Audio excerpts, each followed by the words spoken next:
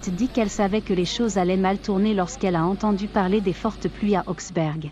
La rivière qui se trouve derrière la maison où elle a vécu toute sa vie coule de là.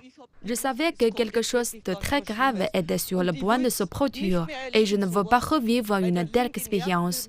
J'ai les nerfs à fleur de bec, c'est tout simplement horrible. Sa sœur Karen explique qu'ils ont perdu de nombreux objets personnels qui sont irremplaçables. Certaines de ces choses sont restées dans la cave pendant 40 ans. Tout est ruiné maintenant.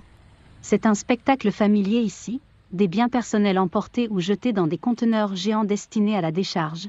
Des objets qui faisaient autrefois apporter la joie, évoquent désormais des souvenirs douloureux. Dans la municipalité d'Allershausen, les pompiers continuent de pomper l'eau des sous-sols des maisons et des bâtiments, y compris la mairie. Plus de 40 000 membres des services d'urgence participent à la gestion de cette catastrophe à l'échelle de l'État.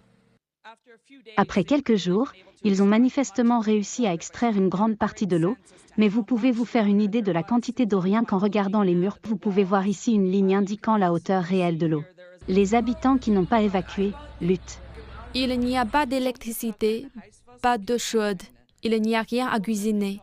Nous n'avons plus du tout de café à boire. Les magasins et les restaurants sont tous fermés en raison du manque d'électricité. C'était la zone de stockage d'une entreprise de construction locale. Le propriétaire, qui n'a pas souhaité être filmé, a déclaré à CGTN que l'ensemble du lieu avait été inondé en l'espace de 2 heures dimanche. Tout est sous l'eau, tous les appareils électriques pour près de 70 000 à 80 000 euros. Il ne sait pas si son assurance couvrira les frais. Bien que les conséquences financières totales restent incertaines, le Premier ministre bavarois Markus Esder a alloué un minimum de 100 millions d'euros aux personnes les plus touchées. La Bavière n'est pas étrangère aux inondations, la dernière en date remonte à 2021, lorsque plus de 180 personnes ont perdu la vie et que le coût des dégâts s'est élevé à 54 milliards de dollars. Les images rappellent celles d'il y a 3 ans. Pourtant, au-delà des besoins graves ici en Bavière, les experts climatiques préviennent que les phénomènes météorologiques extrêmes ne feront qu'augmenter en raison de la hausse des températures mondiales.